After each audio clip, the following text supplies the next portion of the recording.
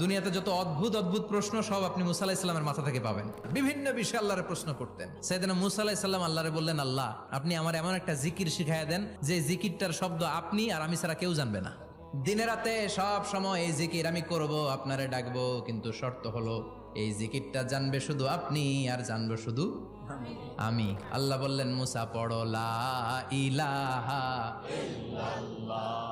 মুসা আলাইহিস সালাম কয়, মাবুদ এটা তো জাতীয় জিকির, সবাই জানে। আমি তো চাইছি এক্সেলেন্ট একটা জিকির, কারো কাছে নাই, শুধু আমি জানবো আর আমি পড়বো। আল্লাহ বললেন, মুসা এই লা ইলাহাকে যদি এক পাল্লায় রেখে দাও, তাম বিশ্ব, সাত আকাশ, সাত জমিনটারে তুলে যদি তুমি আরেক পাল্লায় রেখে দাও, লা রাজাহাত কাফাতু লা ইলাহা ইল্লাল্লাহ, মুহূর্তের মধ্যে লা ইলাহার পাল্লা ভারী হয়ে যাবে। ও মুসা, তুমি যতই এক্সক্লুসিভ জিকির চাও, লা ইলাহার চেয়ে দামি জিকির আমার কাছে নাই।